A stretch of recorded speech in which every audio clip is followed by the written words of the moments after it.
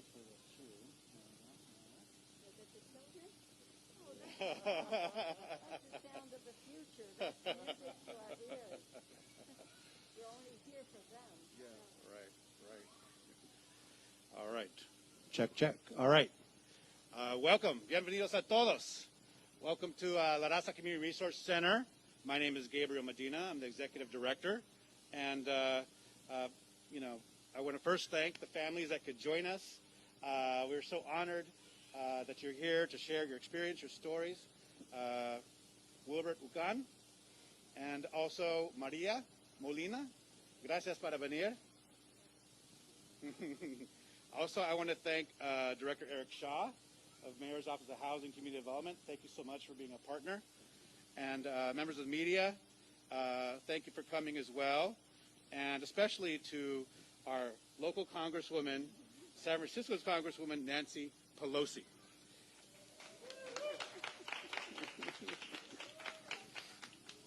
We'll do this part. Madam Speaker, we've seen you a lot in the mission lately.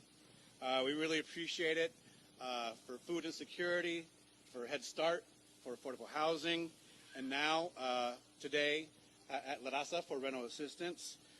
This is truly one of the highest honors of our organization in the last 51 years. Thank you. I called you Jose. What is the middle name? Father's name. Yeah, that's right. Thank you. La Raza Community Resource Center is built around serving over 15,000 families a year through our Family Resource Center with immigration legal services, case management, women's support, parent leadership classes, our food pantry, and direct financial assistance, including the Emergency Rental Assistance Program, ERA-1, which we're here today to highlight. Our Latinx community in San Francisco has been hit especially hard by the COVID-19 pandemic. We're representing 51% of the cases initially, despite only comprising 15% of the population. Even today, with the new Delta variant, Latinos in San Francisco are 2.2 times more likely to contract COVID-19.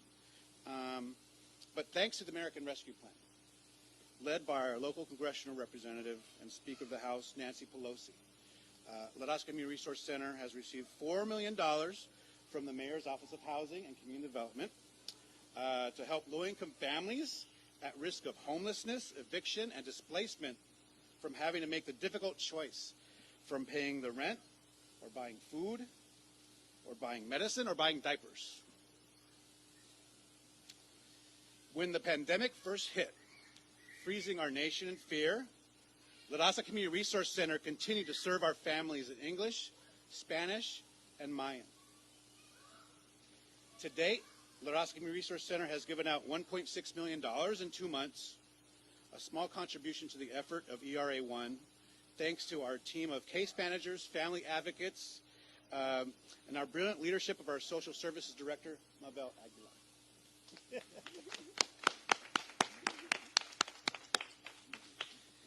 All our funds have gone to households deeply affected by COVID-19, earning less than 50% area median income, or AMI.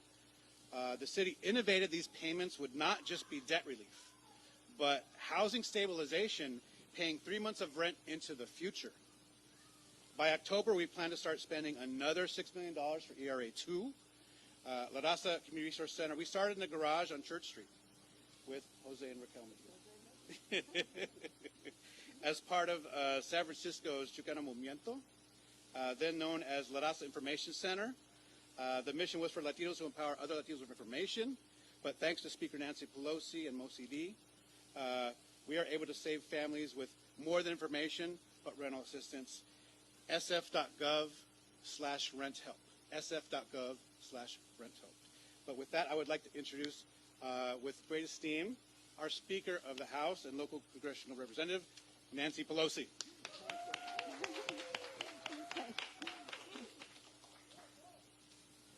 Thank you very much, Gabriel, for what you do. And it's in your DNA, as we know. Jose Medina started 51 years ago, how could it be? And you carry on that tradition. I come here to pay my respects and to say thank you for what you do.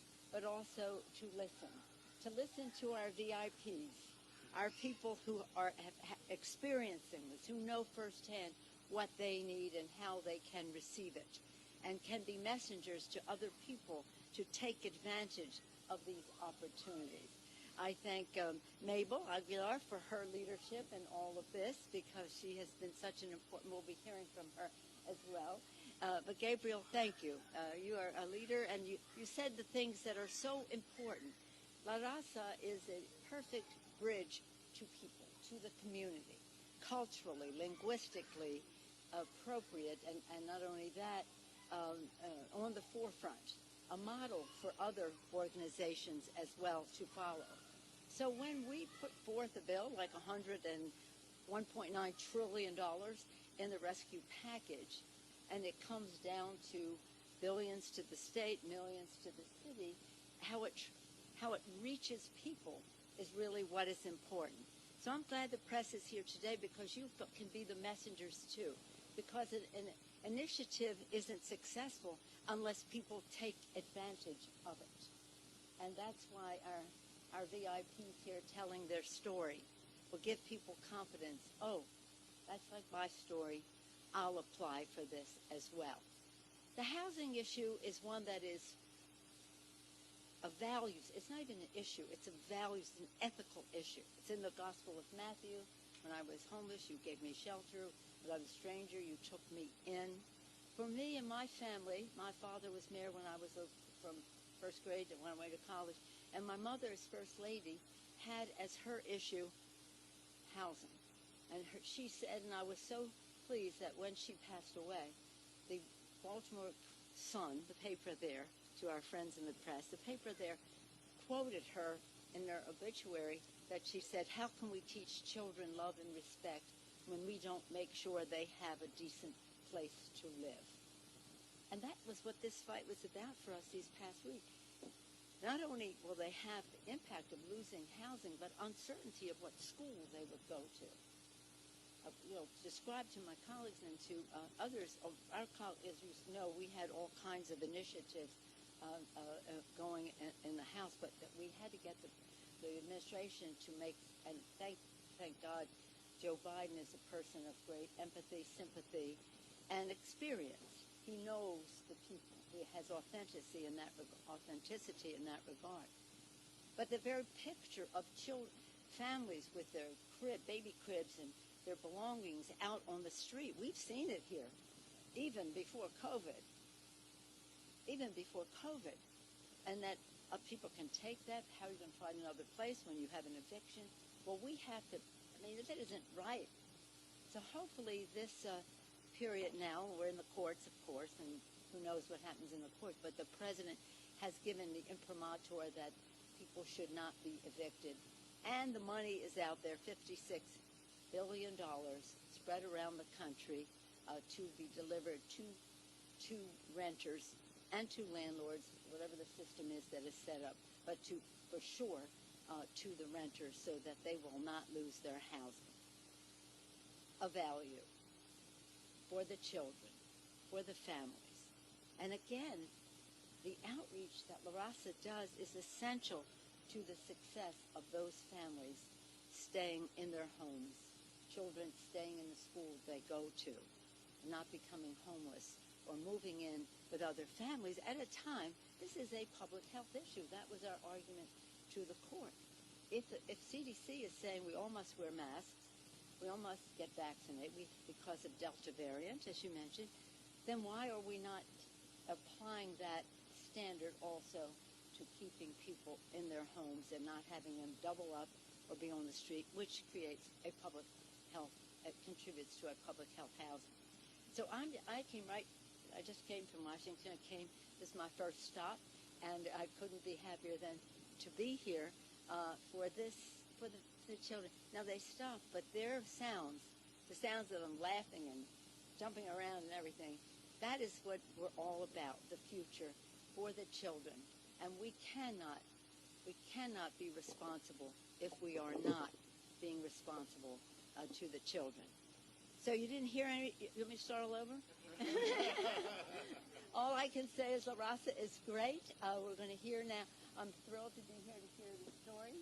I want to praise Gabriel and Mabel for what they do. And now, you're going to be the MC, so I'm going to yield back to you. But with praise for the city of San Francisco is always on the forefront of helping people. And I'm so glad to be here with Eric Shaw, the director of the Mayor's Office of Housing and Community Development. But that honor of introducing him, for that I will yield back. I will yield back to Gabriel.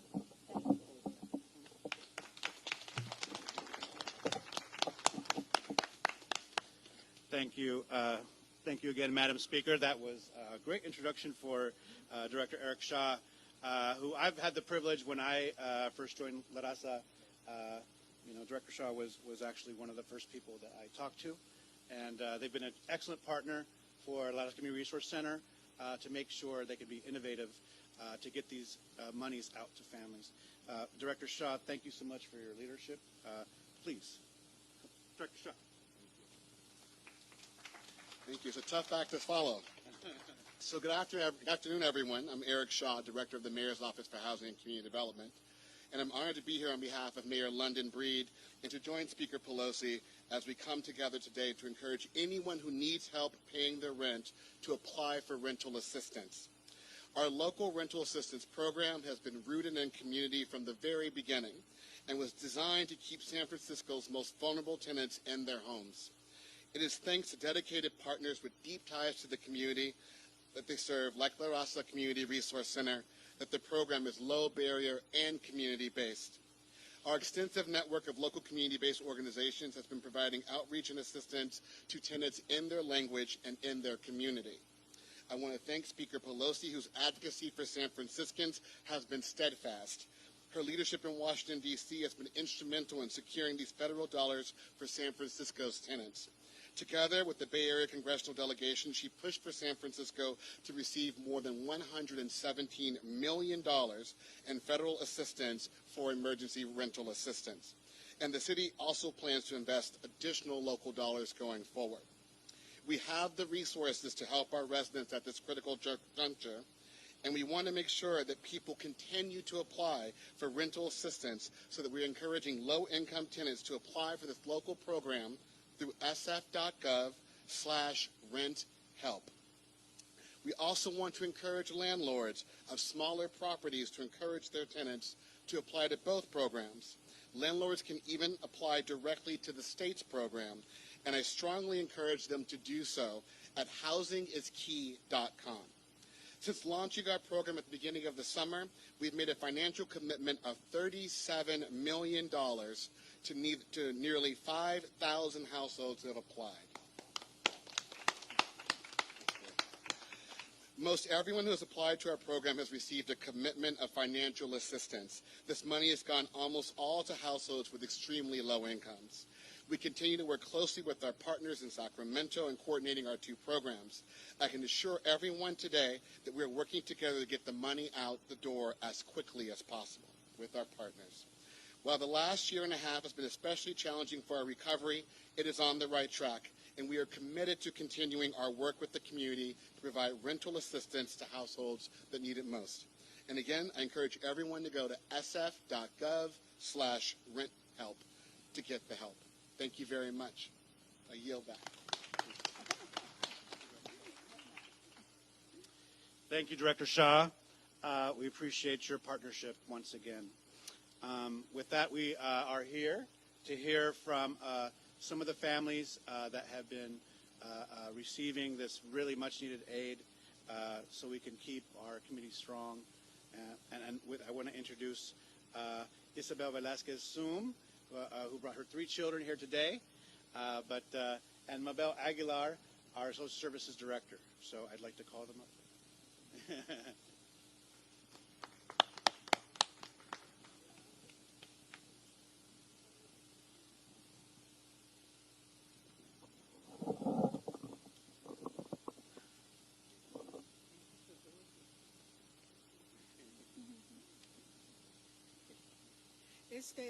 Yo voy a traducir lo que Maynor va a decir.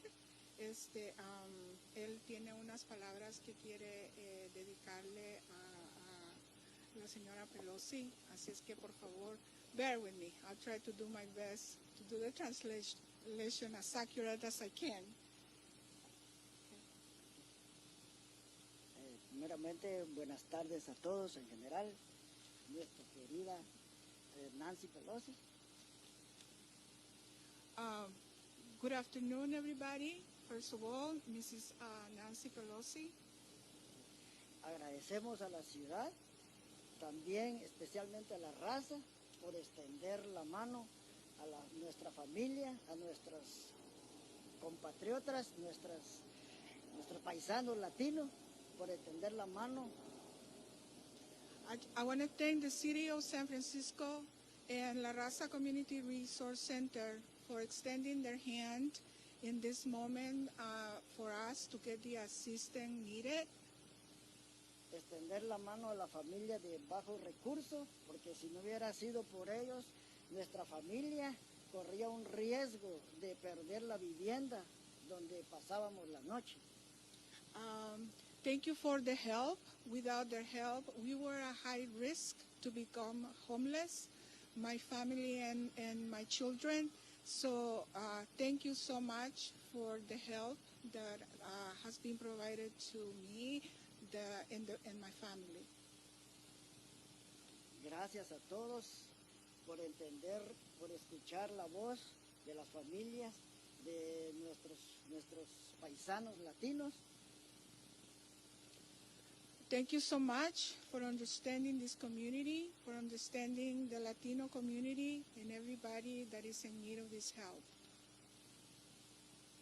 Una vez más, a nuestra querida Nancy Pelosi y a nuestra directora de la raza, una vez más, felicidades, ¿verdad?, por escuchar la voz de la familia de bajos recursos.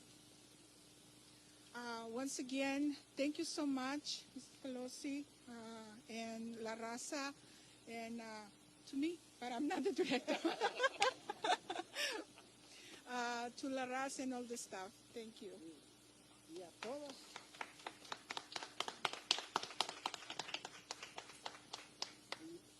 los que trabajan en la raza también, gracias a todos en general por haber escuchado la voz, una vez más, la voz de nuestros compañeros latinos. Once again, thank you so much for listening to our voices.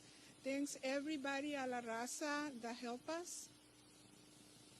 Y esperamos que otras familias puedan correr con la misma suerte de recibir el apoyo de primeramente de nuestra querida Nancy. La respetamos, la apreciamos. We hope that that other families are a recipient of this help. Thank you. We love you. We appreciate it, all what you've done, and thank you again.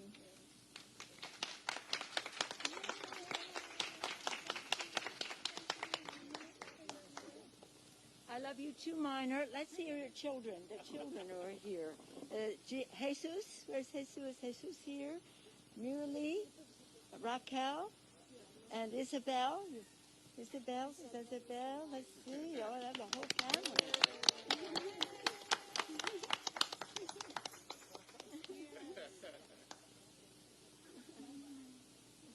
And also we have Wilbert Ukan, who is here. Wilbert, thank you.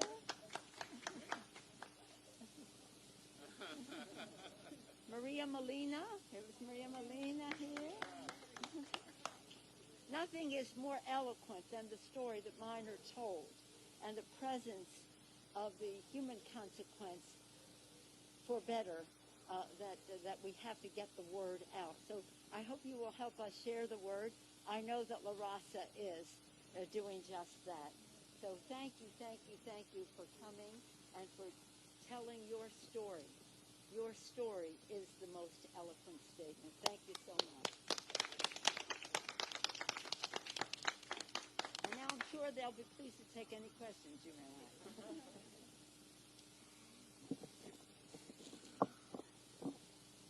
And yes, I want to just say Maria Molinero, we miswrote the name, my apologies. Gracias, Maria, para todos. Gracias para venir y para la familia. And, Speaker Pelosi, I guess we want to do a closing, or we take any questions. Speaker Pelosi, we'd love you to close us out a little bit more, and thank you so much for joining us. Thank you so much. Well, thank you again very much, Gabriel, for your extraordinary leadership. Many of the challenges that we're facing with COVID existed before, and you have been addressing them historically and in real time as well. So you know what we need to do. You know who we need to help, and you know how to do it. So let's thank Gabriel and again, the La Raza for the work that they are doing. They really are a model of national significance to the country. That's why we are here. And again, nothing more eloquent than the personal stories. This is part, I just want you to know, this is part of our Build Back Better that President Biden has put forth. This morning, this morning our time, the Congress passed an infrastructure bill, which will create good-paying jobs, and we're happy about that. But the total vision is about not only building physical infrastructure, but building human infrastructure. And the CARES legislation that we have as part of the rescue package, and now as we go forward with the budget, which the Senate has put forth their version of values. A budget should be a statement of our national values. What's important to our country should be reflected in how we allocate our resources. And that's why when we're talking about housing and the well-being of children, we have in the next legislation that we will be debating a major transformative commitment to child care, affordable quality child care. We have a major commitment to home health care, a major commitment to not only enable people to go to work, but somebody's caring for their families at home, whether it's a person with disabilities, a senior, or a child, but that those workers are well paid and respected for what they do. In fact, I hope they would even be unionized. That's my hope. In addition to that, we have pre-K, universal pre-K, children learning, parents earning. So the vision that the president has in the House, the congressional Democrats share, is about a better future, about building back better with more people participating in the economic success of our country. With equity, whether we're talking about building a highway or taking one down, which has separated communities before. It's about being better, building back better. I like to say building back better with women, because many of these initiatives enable women to be more strongly in the workplace. And I only named a few of the things. Workforce development initiatives, investments in education, major investments in housing, affordable housing.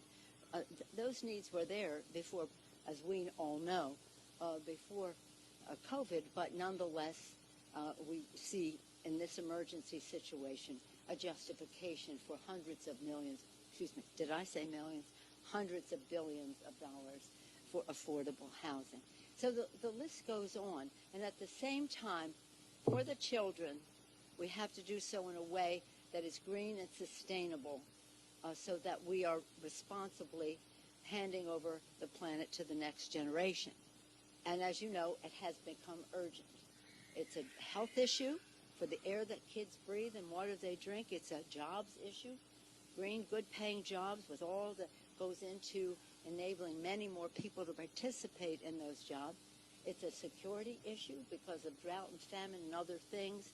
The competition for habitat and resources is a security issue, and it's a moral issue. If you believe, as do I, that this is God's creation and we have a moral responsibility to be good stewards, then you know we have to do this. But even if you don't share that particular approach, we all know we have a moral responsibility to our children and their future to hand off the planet in a way. But it's not just about tomorrow. It's in the here and now. So all of this about building back better is transformative. It's not incremental. It's transformative. It makes a bigger difference. And it does so for the people.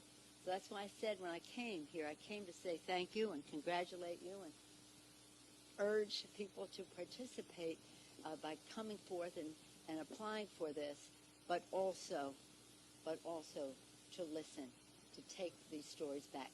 When Gabriel was introducing me, he was introducing me as a congresswoman from this district and referenced that I was also Speaker of the House. As I say to my members, no matter what title you may give me, whether it's whip, leader, or speaker, no title means more to me than being the member of Congress from San Francisco.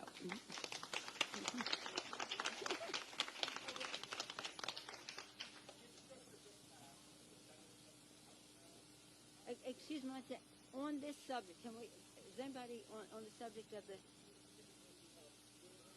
I'll come back to you.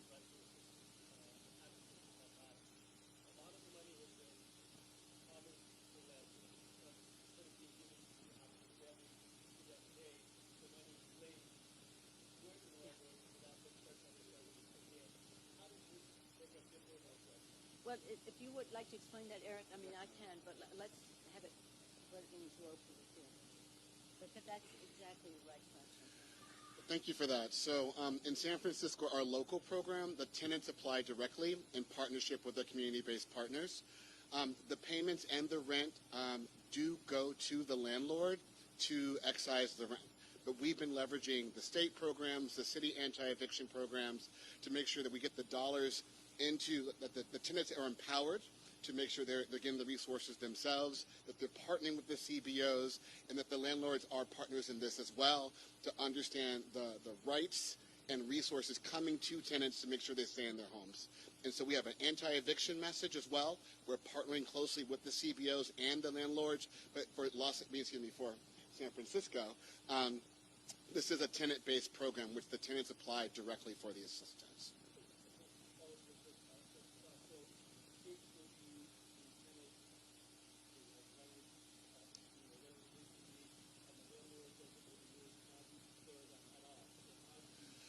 So that's the role of our community partners right now. They're serving that bridge and making sure we have all the necessary information, that we're educating the landlord around the information needed to receive the payments, and then just tracking the success of that and making sure we're in line with meeting our goals for the most vulnerable residents, ensuring that we have that we're aligning the resources to places most impacted by COVID, but really understanding that. So I think 96 or 97% of our dollars have gone to households with AMIs less than 30%. So really showing that we're targeting these resources to those who need it most and letting them know to ask for that assistance, apply for that assistance. And so La Raza has been a great partner in that space as well. Yeah, I could tell, and I know many of our rental assistance champions are here today. But yeah, it's definitely very tenant-based, and the city's really helped us by making sure that we're not just doing debt relief to benefit the landlord, but to do 3 months of rent in advance, so that, you know, it can stabilize their housing for those 3 months in advance. So, you know, they have their options what to do. So I think that's been very helpful. Also minimizing the paperwork, minimizing and letting us streamline to get things to families was also really, really important to get these monies into the hands of our tenants. So, and certainly connecting to nonprofit agencies like La Raza and like many of the other partners that are community-based. We're able to give them all kinds of counsel advice, and they tell us their tenant issues. If I just may put this in a little perspective, Maxine Waters put this in last year. She was fighting for this all last year, and we finally really got it toward the end of the year. And it was to help the tenants. And to help the tenants, there's a benefit, obviously, to the landlords, too. And so $56 billion. I mean, that is an enormous amount of money, the likes of which we had never seen for this purpose. And the purpose was to keep people in their homes and to stop evictions, however the money is distributed. But for some, there was some confusion, as you sought clarification, and California and San Francisco have been leaders in making sure that the tenant is well served. And the landlord benefits too when you can pay the rent. So thank you for your question. Any more questions on the eviction, on the moratorium, on the rental assistance? Any more comments you want to make on that? Okay, so you want to ask about the...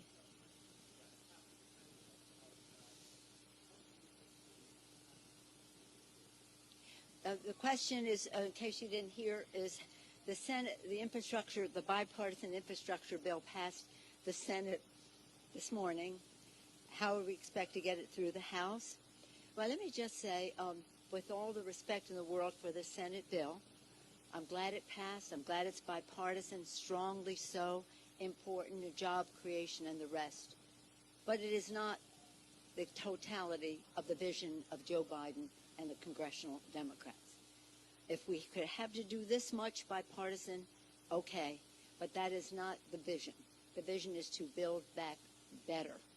And Build Back Better has many of the components that I mentioned earlier about women in the workplace, and dads too, but families being able to participate more fully because the home front is covered, and many other things that make it greener and more family-centric. So I have said that until we see, I'm not taking up that. I mean, people want me to take it. Oh, take it up. I mean, oh, yeah. No, I think we were able to get support for the bigger package, the $3.5 trillion, because there was the other bipartisan package. And I think we were able to get the bipartisan package because we had the $3.5 trillion. So they are, shall we say, compatible, in my view. So we're not, they passed it, but until we see the budget, it goes in the Senate first, then it comes to the House, and then we send it back as a reconciliation. And reconciliation will be a fuller reflection of our values to build back better.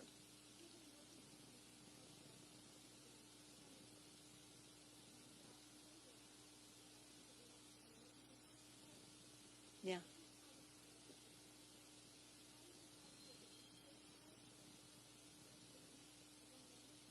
What was it? No, absolutely not. Positively, it is the path. It is the path to see the vision. This is what I do.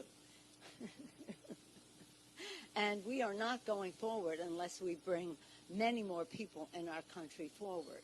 The infrastructure bill is a good bill. I think we have to be more in this century than the last century. Infrastructure has always been bipartisan. It's always been bipartisan, and thank heavens it still is.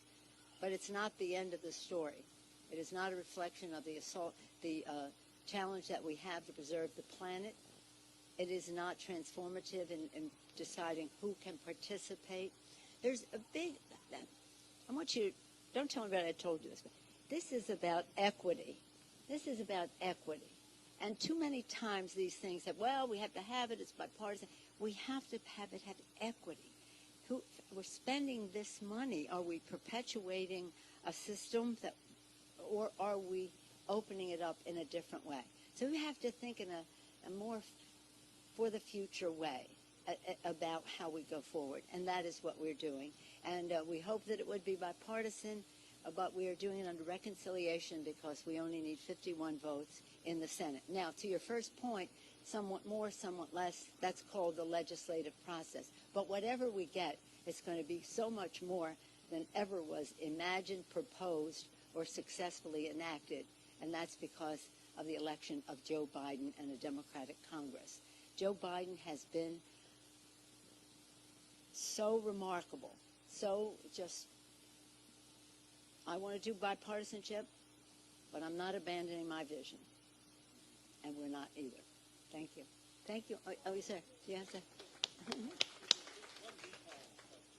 Oh.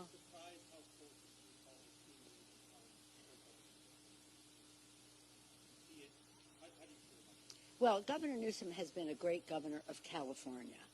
I'm very, very proud of his leadership. I brag about him all over the country and in the Congress because many of the initiatives here in California, as well as in San Francisco, are really models for the country. They are of national significance in terms of their grasp of the need and their, again, what is your vision? What is your knowledge? What is your plan? He has all of that. So we just have to make sure. My understanding is that the other side is enthusiastic, and our side think, well, it's probably not going to happen. But we have to make sure that everybody knows that we have to get out, we have to vote, and we have to reject the recall. It has a, I'm trying to think of the right word, purpose. Not a very wholesome, I cleaned it up, purpose. Purpose, and we just have to get on with it in just a few weeks. So I would just say, recognize that it's happening, because people, these elections that happen not at the regular election time do not always pull out the vote, but everybody should know that the recall is really a bad thing for them personally. If we're talking about rental assistance, if we're talking about lunch, free lunch for every child in California's public school system, that's a breakthrough. If we're talking about how we can have more people have access to quality, affordable care, Gavin Newsom has been on the forefront of that in a historic way, really groundbreaking. He breaks ground. He doesn't leave it broken. He proceeds, whether it's health, education, hunger, all of these issues. He's been a great governor, and I'd like to see this, shall we say, nuisance, but it's part of the public, it's part of what you can do, so we respect that, but we have to also get out the vote, reject the recall. It's not good for you. It's not good for children or other living things. Thank you all. Bye-bye.